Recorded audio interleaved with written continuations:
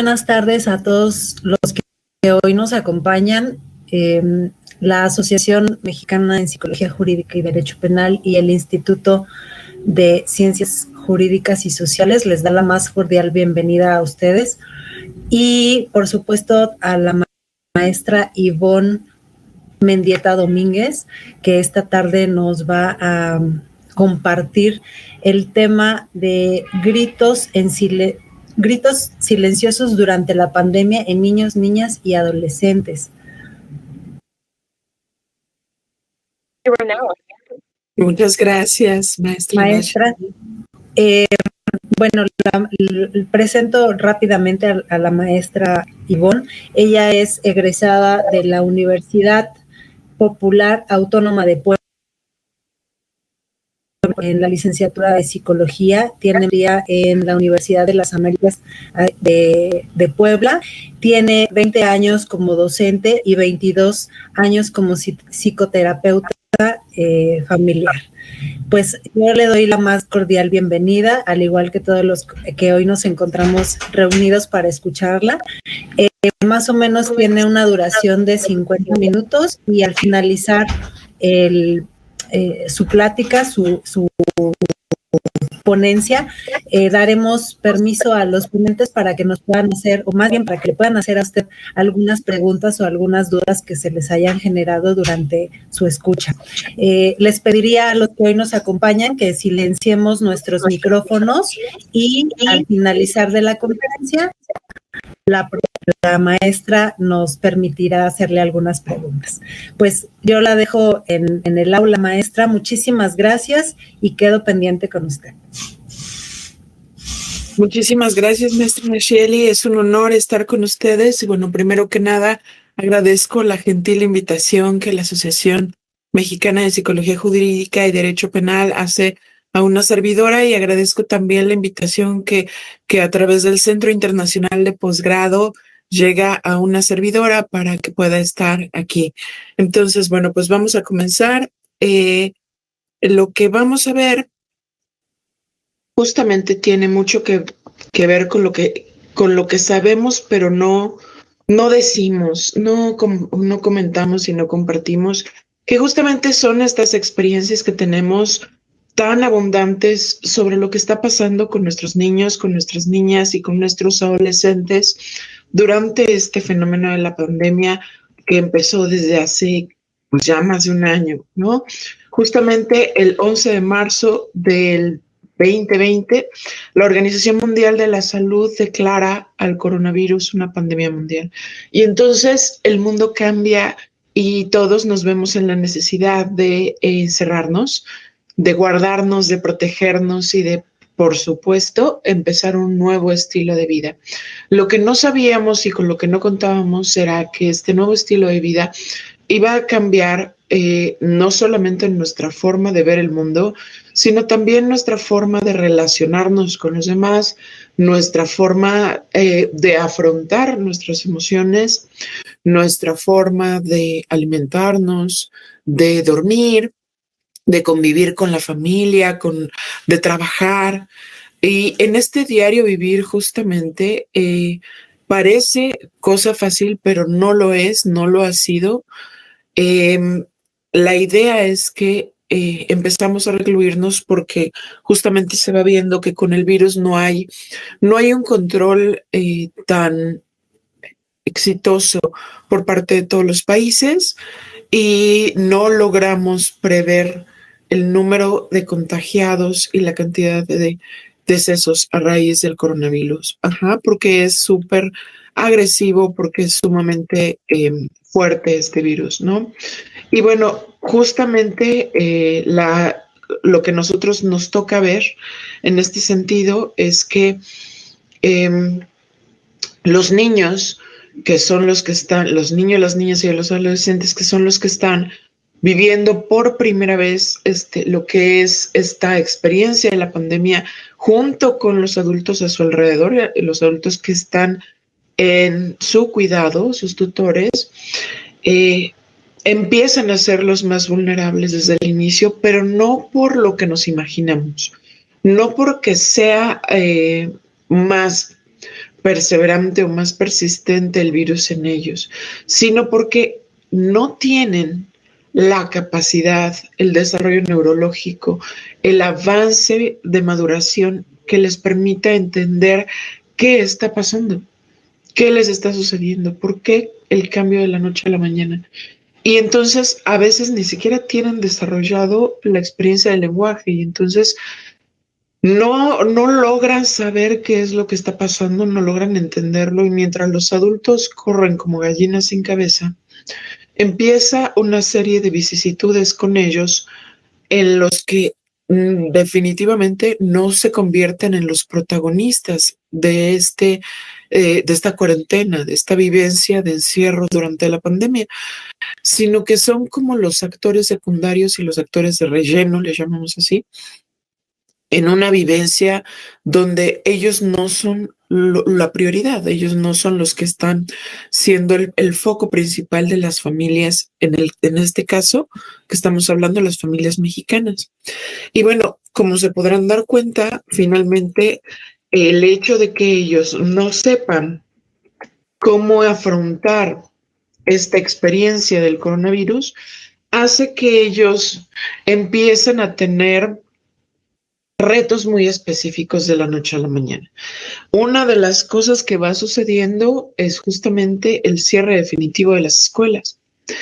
Todos lo vivimos y todos sabemos, pues sí, ya pasó, ¿no? Se cerraron desde universidades hasta kinders. Todo se cerró. Lo que no sabemos en todos los casos es lo que implicó en los hogares.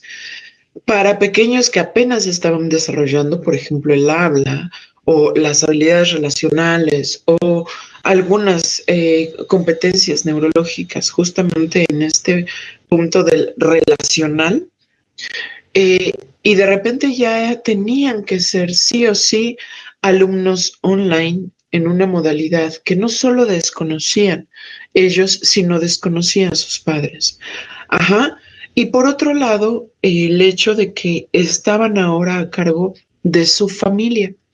Normalmente la familia mexicana, como narraba hace muchos años Díaz Guerrero en el libro de Psicología del Mexicano, eh, eran familias como muy, con una cultura colectivista en donde se busca la unión familiar, se busca un nido cada vez más grande, cada vez más fuerte, en donde todos le echan la mano a todos.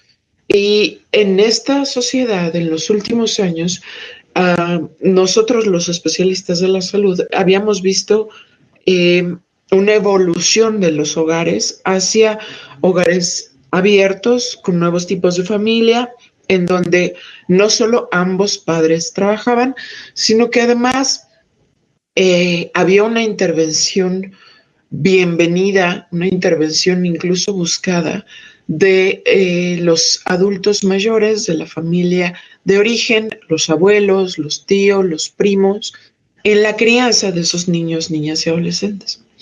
Y entonces justamente es este factor el que hace que el hecho de que mucha gente tuviera que empezar a trabajar desde casa, en entornos donde tenían que cumplir con las responsabilidades laborales y además ver por la crianza y la educación de sus hijos, se empezó a volver como un ring de lucha en donde los padres y las madres empezaron a tener que llevar al extremo su nivel de tolerancia a la frustración. ¿Por qué lo digo con este sentido? Porque los papás y las mamás que ya tenían hijos en la escuela se vieron en la necesidad de volver a tener a un pequeño o una pequeña en sus manos que ya con la que no convivían ya todo el día y cuya educación, cuya estimulación, cuya actividad relacional ya no dependía solamente de ellos, sino que dependía del entorno educativo, de las escuelas, de los amiguitos, de los compañeros, de las cuidadoras, de la nana, de la abuela, del tío, ¿no? Y entonces, de repente, de la noche a la mañana, con la nueva modalidad educativa, con la nueva modalidad en cuarentena, de toda la sociedad mexicana, empieza a ser una verdadera lucha por cumplir con las actividades laborales, cumplir con las nuevas demandas bajo esta nueva modalidad, más atender a los hijos y a las hijas en un entorno donde todo el día están juntos, donde todo el día están conviviendo.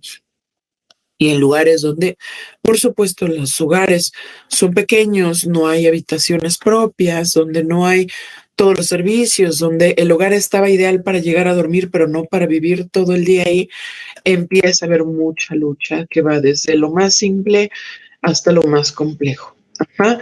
Entonces, justamente esto que les estoy mencionando, el cierre en las escuelas, va a ser un reto en diversas áreas para los niños, las niñas y los adolescentes en todo el mundo.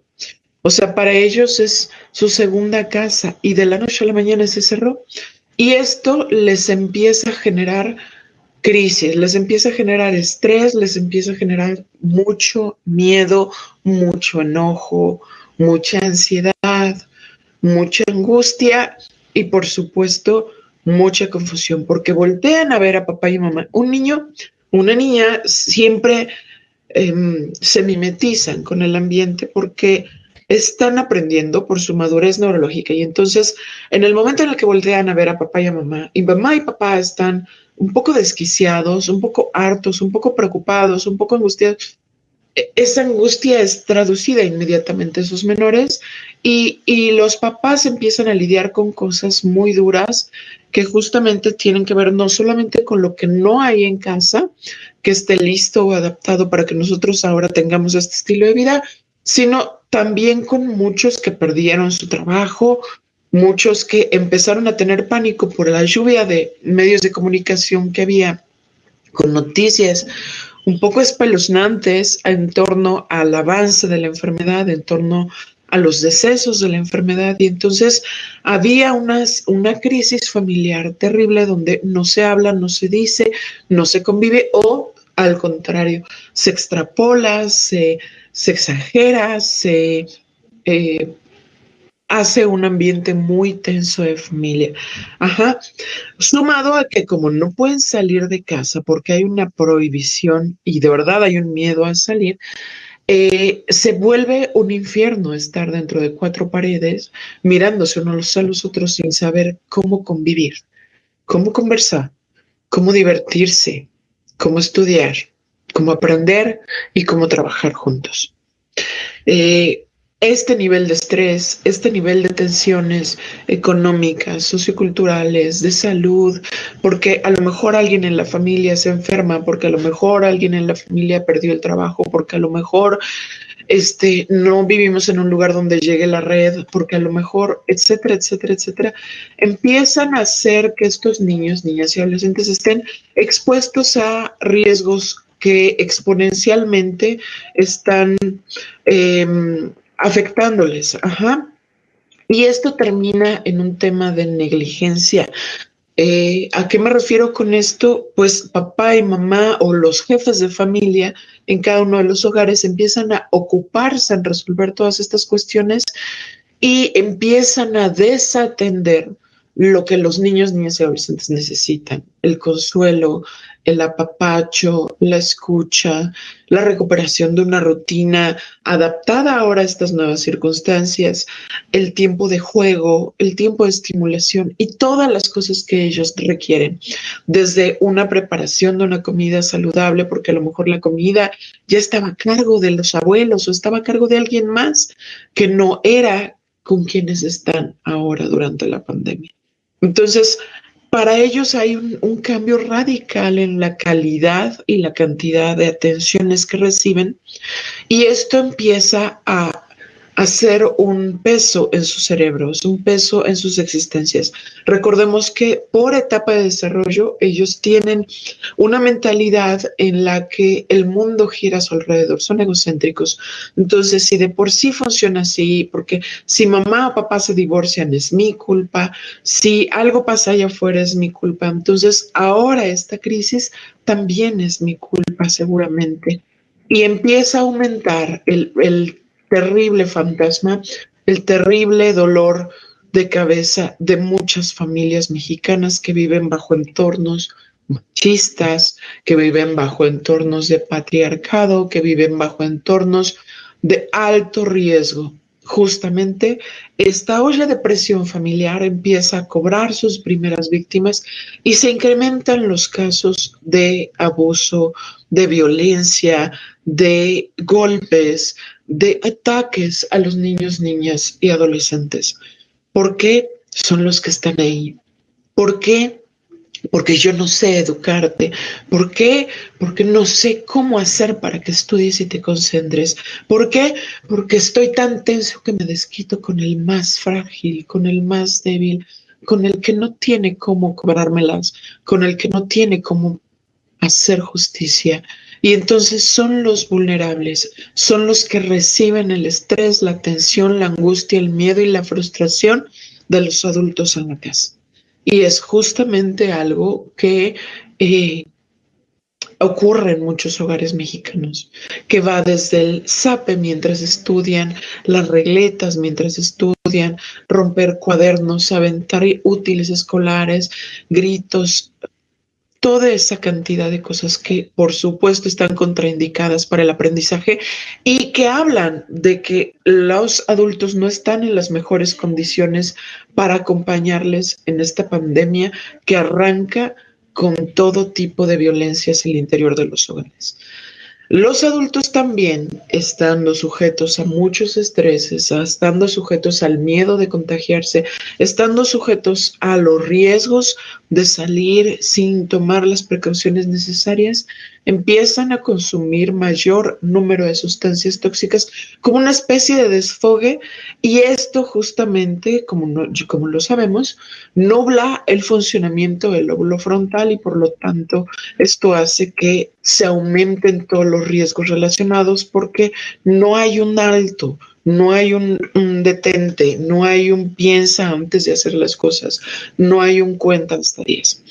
Y en función de esto, entonces, empieza a aumentar muchas lesiones y por supuesto que un hogar no preparado para los niños, porque los niños no vivían ahí, porque estaban en casa de los abuelos, porque estaban en la escuela, porque la razón que haya sido, no es un hogar preparado para ellos y entonces no solo tiene bordes filosos, sino que además a su alcance hay sustancias que pueden estar haciéndoles mucho daño y los nenes no ven el riesgo, simplemente ven colores llamativos, ven algo que llama su atención, ven algo que sabe diferente y van a tomarlo porque no están teniendo la supervisión de los adultos que están agobiados tratando de resolver el trabajo en casa o de los adultos que están todavía sin poder adaptarse exitosamente a los retos de la pandemia. En este sentido, también hay otra situación que es importante, que es justamente el apoyo intra y extrafamiliar.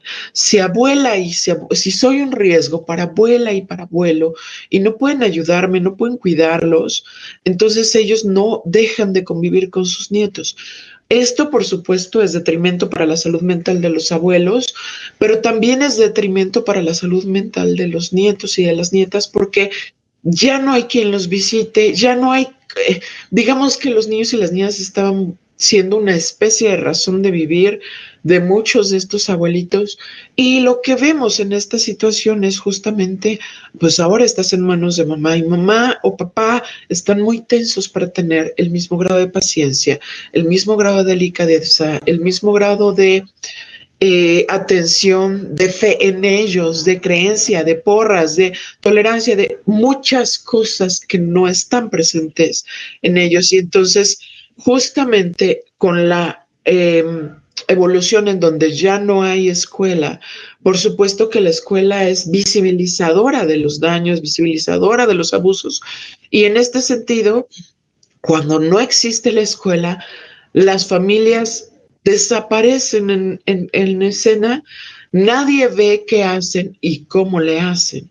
Nadie ve que para lograr que ese niño estudie, ya lo dejaron sin comer, ya lo dejaron sin cenar, ya lo dejaron haciendo actividades que no le corresponden o teniendo acceso a redes sociales donde no debería estar viendo cosas. Ajá. Entonces, justamente surge esta iniciativa que es No Estás Sola, que es una alianza de la Unión Europea con la ONU que busca eliminar todas las formas de violencia contra las mujeres y contra las niñas del mundo. Y justamente este tipo de situaciones empiezan a tener un poco de movimiento gracias a que ahora todo el mundo dentro de su casa con menos posibilidad de salir a hacer deporte, a divertirse, empieza a meterse muchos más en los dispositivos para conectarse. Y bueno, justamente en función de esto, nosotros observamos también que las familias no se alimentan bien.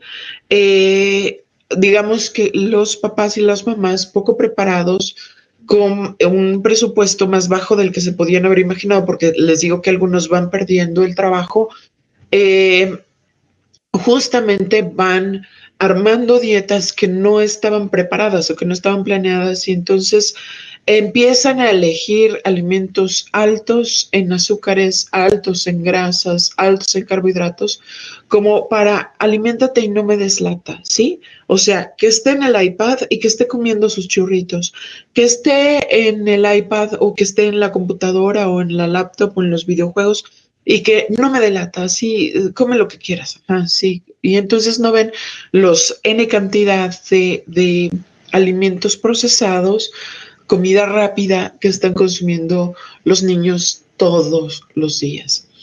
Entonces, ¿qué es lo que nosotros estamos notando con esto? Cuando un niño o niña adolescente no tiene cubiertas las 5 necesidades básicas, por supuesto que no va a funcionar normalmente.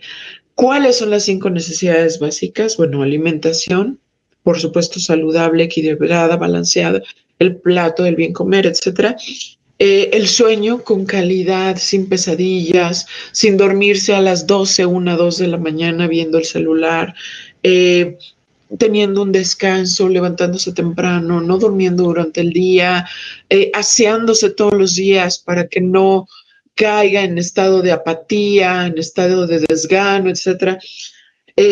Higiene de los esfínteres, que pueda ese niño, niña, adolescente tener una evacuación perfectamente regular, en donde no haya evacuaciones líquidas o que no haya que no se esté provocando a sí mismo o sí misma vómitos o diarreas o algún otro tipo de circunstancia en este sentido, porque se desmineraliza, está deshidratado, porque está evidenciando un colon irritable precisamente por el estrés que está en casa, una gastritis, y pareciera que no, pero sí.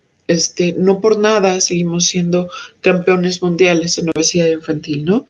El tema de la escuela, que es un tema que ahorita vamos a hablar, justamente por lo que se ve afectado en su desempeño, y el juego. Entonces, voy primero a la escuela y después voy al juego. En el tema del aprende en casa es muy duro y es una realidad muy fuerte porque hay una enorme brecha educativa que se hace todavía más evidente a través de esta situación, ¿no? Era una situación imposible en el sentido de que la toma de decisiones afecta a todos y por supuesto no todos tienen acceso a este tipo de posibilidades. Sin embargo, bueno, la brecha educativa se nota más porque justamente 1 de cada 2 niños, niñas y adolescentes no tenía acceso a Internet en su casa. Entonces, este dato que les paso justamente es un dato mexicano que nos hace saber que lo que estamos haciendo es luchar contra corriente y entonces todavía cuando un niño entra a la escuela luchamos contra su deserción. Cuando pasa a la primaria decimos, wow, qué maravilla que pudo entrar a la primaria. Cuando ese niño o niña egresa de primaria, wow, maravilloso, entró a secundaria, va a tener más oportunidades en su vida para tener una mejor calidad de vida, para poder desarrollar otro tipo de habilidades, ¿no? Si ese niño o niña no se embaraza en la secundaria, maravilloso, que pueda continuar estudiando, que pueda continuar avanzando y lograr acceder a la preparatoria, es todo un triunfo. Y sin embargo, cada vez las cifras, conforme van avanzando en este ciclo, se van reduciendo de ceros en ceros. ¿A qué me refiero con esto? Por ejemplo, de 100 niños que entran a primaria, egresan 10. De 100 niños que egresan a secundaria, egresan 10. De 100 chicos que egresan a preparatoria, egresan 10. Y así, o sea, es terrible el nivel de deserción escolar que existe en nuestro país. Y esto no busca ser una situación alarmista, busca ser una situación realista, en donde sumado esto al hecho de el aprende en casa y la situación del Internet, es una maravillosa idea para aquellos que tienen Internet en su casa. Y entonces funciona y no, o sea, los niños, niñas y adolescentes que tienen la posibilidad de conectarse a la escuela empiezan a conectarse con los maestros que todo corazón, con toda la disposición y con todo el miedo y con toda la falta de preparación y con toda la falta de práctica y con toda la falta de herramientas de transicionar de 1, 2, 5, 10, 80 años dando clases en una modalidad y de repente trasladarse hacia la otra sin tener nociones ni de cómo abrir el micrófono o de cómo compartir una pantalla o de cómo etcétera, etcétera, etcétera. Entonces, el reto es de ambos lados, lo entendemos. Sin embargo, los niños no están acostumbrados a tener estos lapsos de atención hacia una pantalla, a vincularse y a relacionarse con sus compañeros a través de una pantalla. No están acostumbrados a lograr concentrarse a través de una pantalla. Entonces, justamente lo que empieza a suceder es que estos niños, niñas y adolescentes empiezan a perder el interés en la escuela y una de las cosas que está sucediendo es que los niños quieren desertar, ya no quieren seguir estudiando, se desconectan, o sea, se conectan a sus clases, sin embargo, se desconectan mental, emocional y físicamente de lo que está sucediendo. El nivel de enganche, de atracción como punto de atención hacia la escuela está siendo muy frágil, está siendo muy débil. Y estamos pidiendo peras al olmo a los maestros en el sentido de que a ellos se tendría que capacitar de otra forma para que aprendieran estrategias nuevas de cómo vincularse con sus estudiantes a través de esta nueva modalidad. No solamente repetir el modelo que funcionaba en presencial, en línea. Y estos niños, niñas y adolescentes entonces ahora se ven atrapados en un mundo donde está la computadora encendida, o está la laptop, o está el celular de mamá o de papá encendido para ver sus clases, en el mejor de los casos, y no encuentran cómo poner atención, no encuentran cómo aprender o cómo entender esta nueva realidad, este nuevo proceso que están viviendo. Y entonces, aunado a que muchos de ellos de por sí tenían dificultades de aprendizaje, perdón, dificultades del desarrollo y por supuesto que es todo un reto. Les decía yo hace un momento, en el tema del entorno familiar es otro reto donde los niños también se están jalando los pelos y autolesionándose mucho, porque el entorno familiar cambia en el sentido de que ya no hay privacidad para los adolescentes, por ejemplo, mamá papá entra en cualquier momento. Para los niños, toda la casa es un patio de juegos, incluido el área donde papá y mamá trabajan. La cocina está en toda la casa, la sala está en toda la casa, la recámara está en toda la casa y los niños no están acostumbrados a no estar con otros niños. Y entonces están con una serie de adultos que lo único que están buscando es trabajar, concentrarse, tener un rendimiento aceptable para poder continuar trayendo el sustento y por supuesto que esto empieza a generar mucha desesperación porque quiero salir al parque, quiero ir a la escuela, quiero ver a mis amigos, quiero salir al súper, quiero ver a mi abuelita, quiero, con las demandas que naturalmente hace un nene o una nena a su edad, un adolescente que está desesperado de estar encerrado, escuchando música y siendo juzgado porque no quiere convivir, no quiere relacionarse, no quiere estar, no quiere sentirse parte de, o sea, no quiere que lo obliguen a formar parte de una familia que además está obligada a convivir y verse 24 horas los 7 días de la semana. Esto genera muchísimo estrés en la familia y muy pocas familias han desarrollado inteligencia emocional a través de la cual puedan darle una salida saludable a ese estrés, en donde toda la adrenalina, todos los miedos, todas las angustias puedan tener una mejor salida que gritarle a los chicos, que desquitarse con ellos, que mal comer, mal dormir, mal hablar, mal tratarse. Ajá. Entonces, esto empieza a generar mucha desesperación, papás y mamás que no se aguantan ni ellos mismos, hijos e hijas que no se aguantan ni ellos mismos. Y entonces la familia, en lugar de ser un remanso de paz, de tranquilidad, de respeto, de orden, de armonía, de juego, de buena voluntad, empieza a haber muchos hogares donde se vive el ya no te soporto, ya no te quiero, ya no quiero estar aquí, ya no puedo, ya no soy, ya no tengo. Todas las patologías que había antes, y no quiero ser dramática, todas las patologías que había antes, si había un niño que tuviera un déficit de atención con hiperactividad, si había un niño, una niña, un adolescente que tuviera un trastorno obsesivo compulsivo, si había un niño, una niña adolescente con autismo, toda su situación y su contexto están llevados al límite durante la pandemia y por supuesto que eso hace que no solo para ellos, sino para cualquiera, los signos y síntomas aumenten y se vuelvan una escalada caótica en el hogar, donde no, si no conozco, si no me informan, si no me informo, o sea, siendo responsable al entorno, con las instancias que me apoyan, pero también haciéndome responsable de lo que sucede en mi familia y en mi entorno, empieza a sumarse el número de agresiones, porque es la forma más fácil de quitar el estrés, aunque la ironía, y estoy diciendo más fácil entre comillas, por favor, no quiero que se malentienda, la ironía es que entre más estrés se desahoga con esta agresión, con esta violencia intrafamiliar, por supuesto, más estrés, más angustia y se vuelve un círculo vicioso donde cada vez estamos más enloquecidos en la familia. ¿De acuerdo? ¿Qué es lo que debería de estar sucediendo? ¿Qué es lo que debería de estar pasando? Que en la familia debería ser un entorno seguro donde hubiera armonía, donde hubiera solidaridad, donde se pudiera convivir sin tener que pisarse uno al otro, donde hubiera orden, donde hubiera limpieza, donde todos se desarrollan y forman un equipo juntos.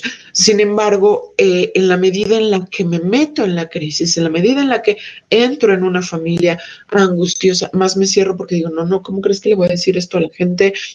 No quiero que sepan lo que estamos viviendo, ¿no? En lugar de abrirlo y decir, hay muchas instancias, hay muchas ONGs, hay muchas asociaciones que están dando contenidos, manuales, videos, podcasts, en redes sociales sobre cómo sobrevivir a la pandemia con hijos de 3 a 5 años, de 5 a 9 años, de 9 a 12 años, de 12 en adelante, y cómo poner actividades que los mantengan ocupados en la mejor de las actitudes a todos.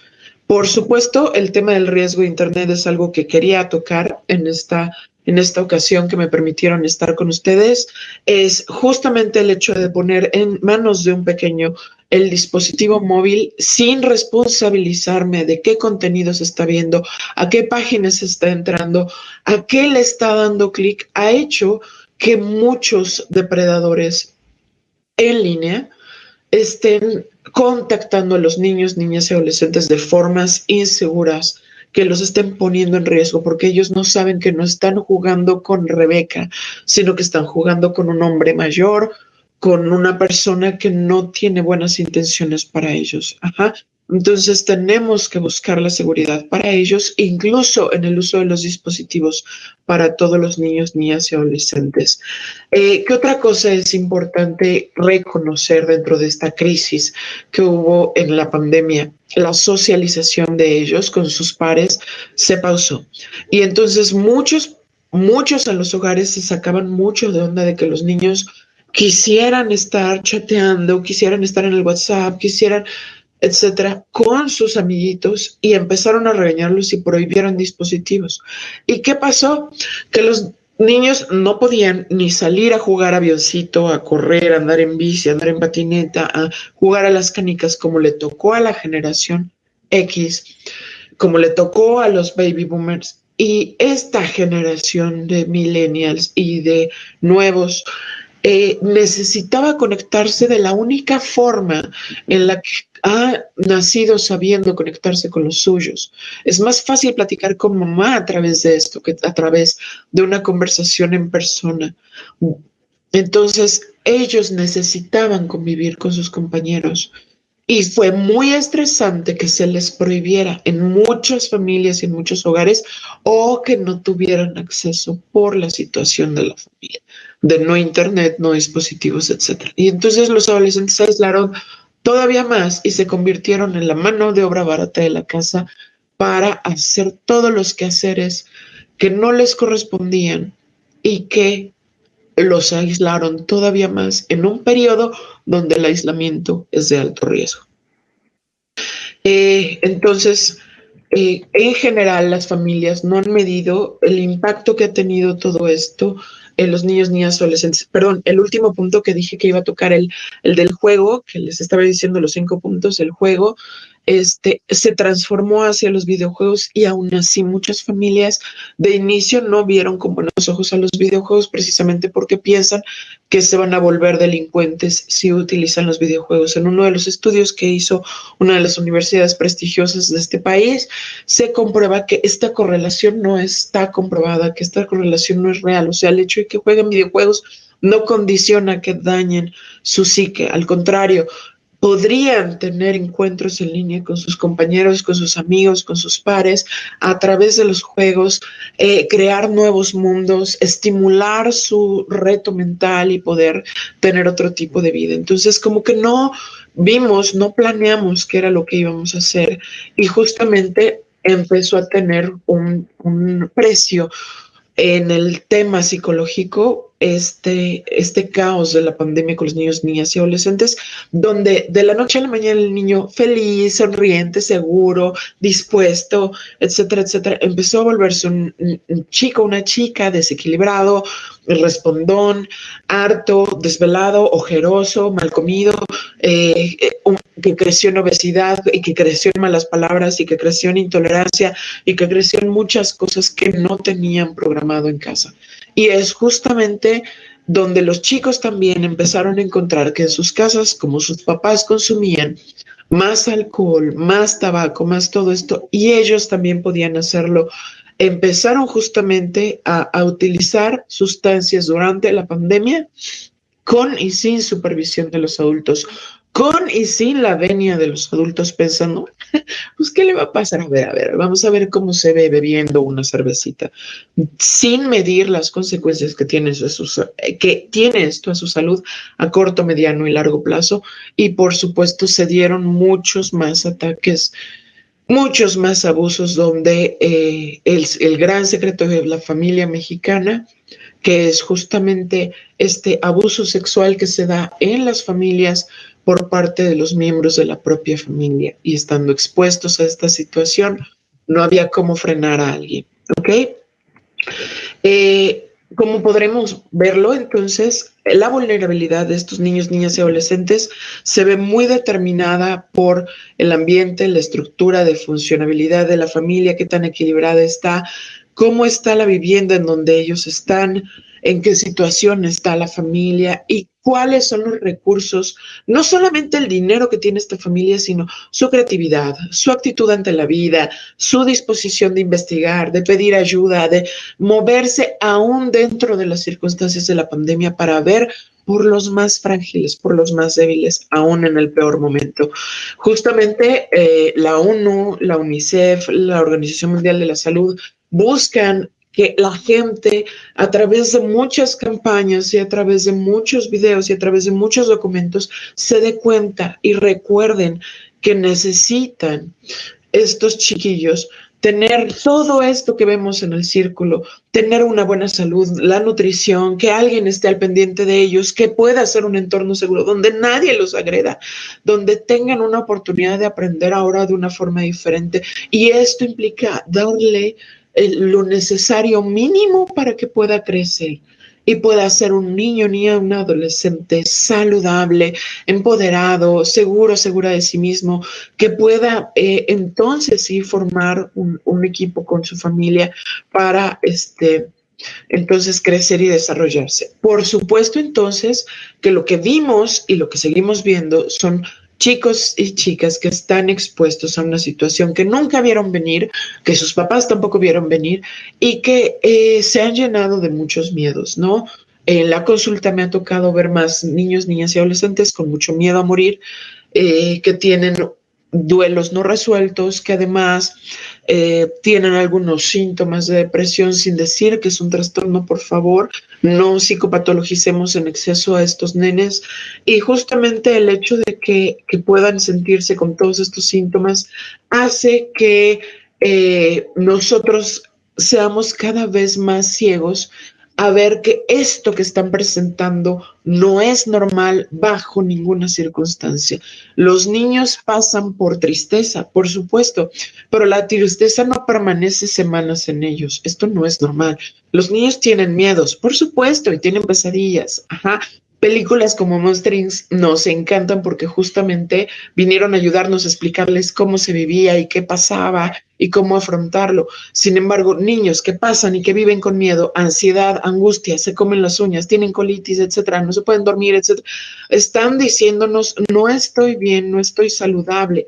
Por eso quería que vieran justamente algunos de los signos y síntomas más graves, más delicados, los más claros, que son justamente los berrinches, el llanto, el miedo, el llorar, el tener dolor de pancita, el tener dolor de cabeza, el estar como si fueran niños hiperactivos, aun como cuando no tienen hiperactividad, el que tienen perturbaciones de sueño, aunque no ven películas de terror, el que ya no quieran jugar con nadie, que no sepan sonreír, que empiecen a bajar sus calificaciones de la escuela y que de repente empiecen a comportarse como niños más pequeños. Y en el rango de adolescentes, por supuesto, el hecho de que tengan una anedonia, que quiere decir que no pueden experimentar placer por nada de lo que está sucediendo a su alrededor, es justamente una de las cosas más notorias en ese adolescente. El adolescente va a estar mal encarado, a lo mejor va a estar desganado, a lo mejor no va a tener de inicio muchas ganas de relacionarse con todos,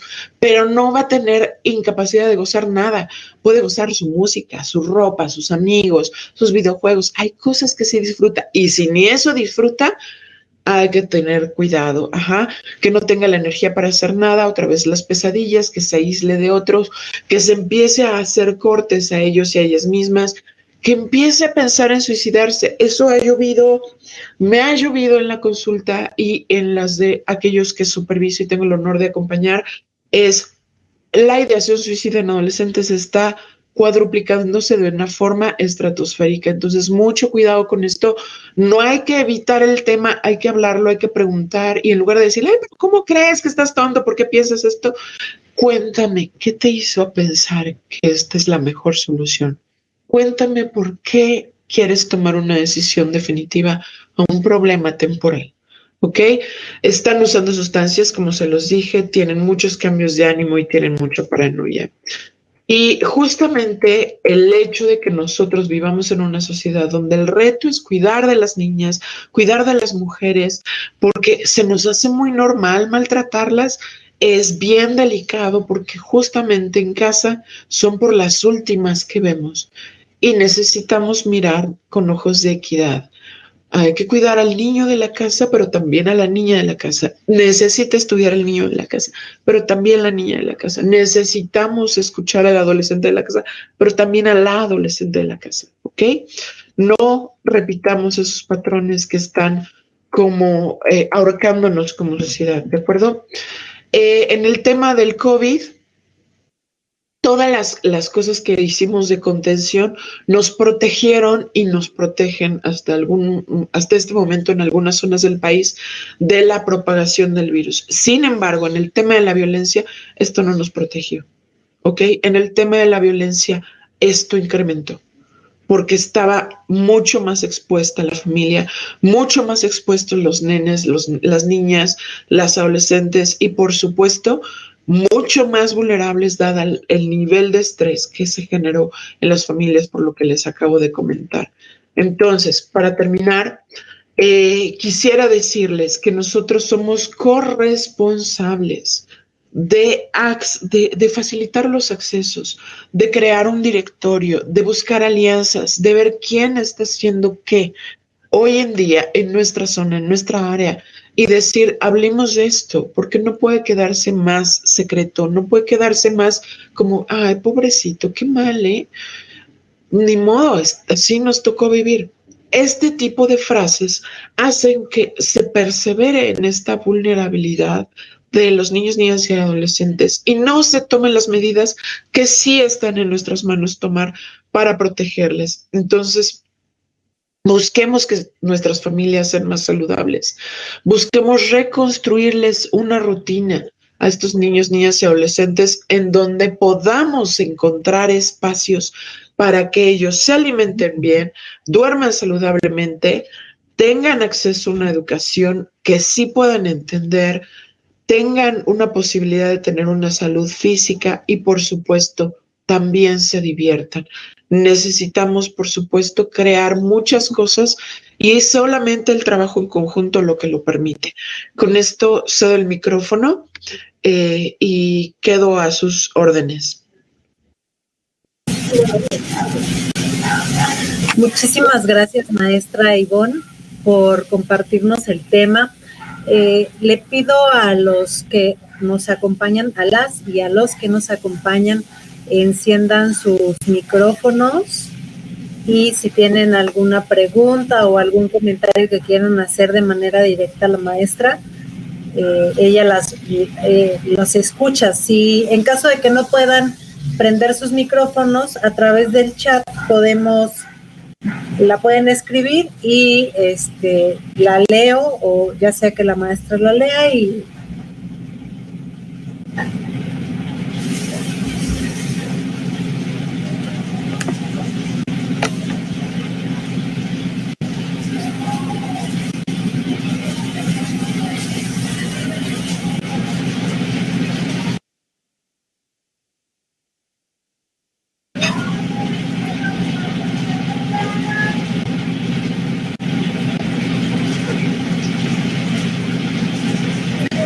no se apenen, chicos o chicas. Es el momento de expresarse, aprovechar que está la maestra y de viva voz nos puede dar algunas sugerencias o comentarios, ¿no? Gracias.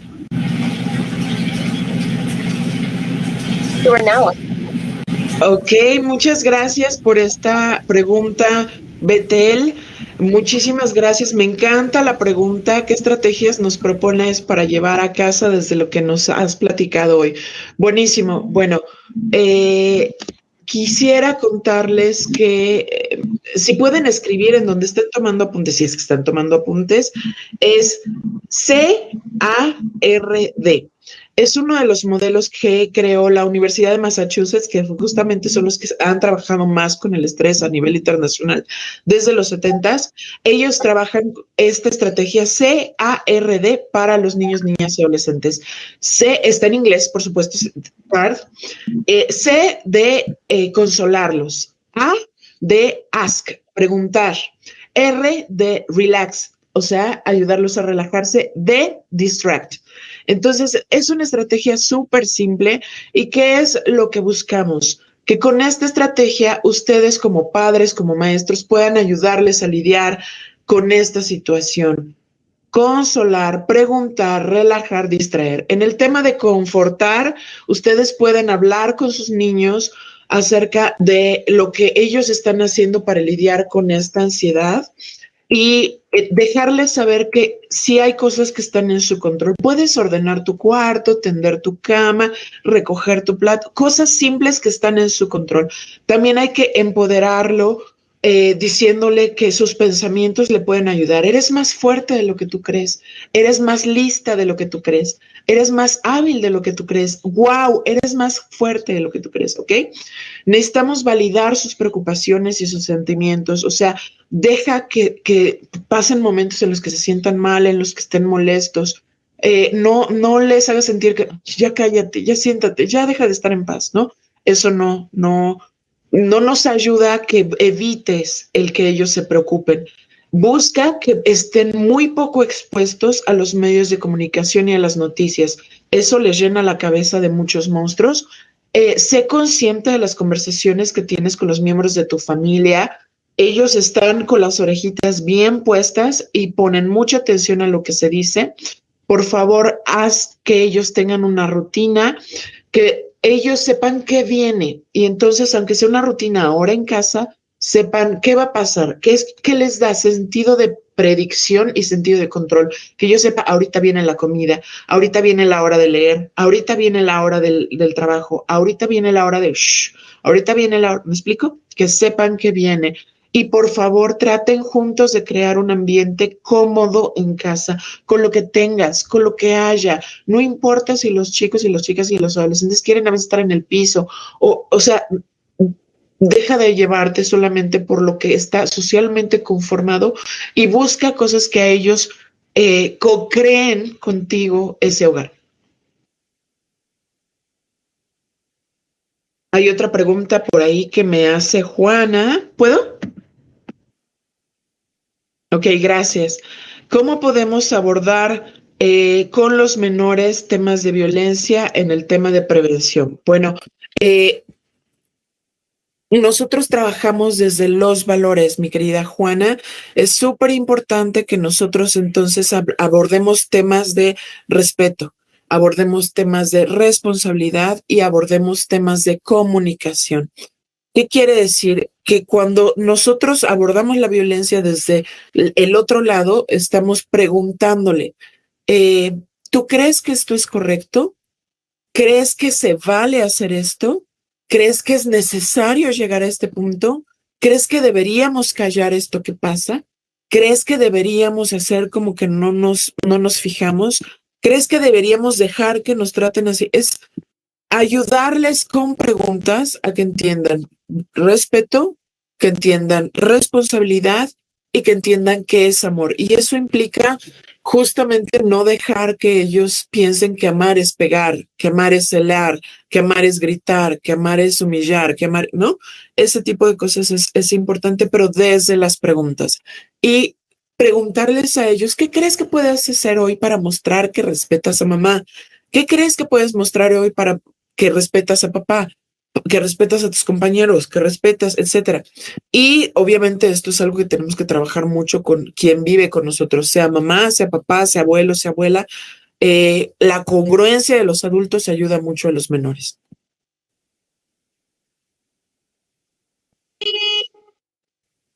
¿Alguna otra pregunta? Me hacía pensar en cómo ser el sostén de un menor si un adulto no sabe cómo expresar sus sentimientos. ¿De qué manera podríamos trabajarlo? Bueno, hay muchísimas cosas que necesitamos observar que existen en las redes como apoyo, desde videos, podcast, conferencias como las que estamos teniendo en este momento. Para informarnos de qué se necesita. Hay mucho trabajo en inteligencia emocional, hay mucho trabajo en filosofía para niños, hay mucho trabajo en cómo sanar tus heridas como padre, hay mucho trabajo en cómo ser una mejor mamá, cómo ser un mejor papá, escuela para padres. O sea, hay un montón de cosas que entonces nos hablan de querer ser corresponsables de esos procesos y decir, sí, necesito revisarlo con un especialista por si hay traumas, por si hay cosas que necesite trabajar. Y ahorita hay muchísimos psicólogos que ofrecieron sus servicios, muchos colegas que ofrecieron sus servicios gratuitos. Hay muchas instancias que están dando apoyo para que la gente reciba la terapia que necesita cuando la tiene que recibir. Una y dos, si no es un asunto de terapia, no es un asunto así fuerte, sí podemos tomar un curso y aprender cómo reconocer lo que yo soy, lo que yo siento, lo que yo veo, para entonces compartirlo con mis hijos. Hay cursos muy sencillos y gratis y pues insisto, hay que aprovechar las redes ahora que estamos en lo virtual para aprender mucho de estos temas, ¿no? Desde YouTube, Insta, hay TikTok, hay un canal de TikTok que está única y exclusivamente dedicado a cómo afrontar el estrés. Por ejemplo, es cuestión de decir, voy a usar por ejemplo, el Facebook para algo más que sea solamente estar scrolling infinito, ¿no? Le puedo dedicar esos 5 minutos a ver algo diferente, a hacer algo diferente. Y por supuesto, para quien quiere terapia, acercarse a quienes la proveen, tanto en lo privado como en lo público.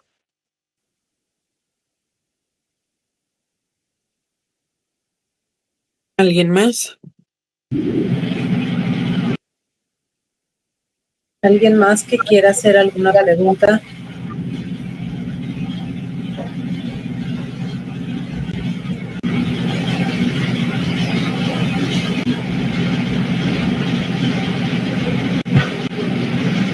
Tiene mucha razón, maestra. Ahora hay que ocupar los instrumentos, toda la tecnología en favor de ayudar a los menores y también a otros sectores vulnerables, ¿no? No nada más, digo, hay tantos sectores ahorita que están siendo lastimados y que a lo mejor no es tan fácil que lo puedan decir. Pero también acercarse a las redes sociales, a todas las redes de apoyo que hay en Internet y que, como usted bien lo comentaba hace un momento, hay infinidad de asociaciones que están prestando apoyos a los padres, a las madres, a los niños. Muchas gracias, Diana. No, al contrario, muchas gracias a ustedes, Betel. Muchas gracias, Nacheli.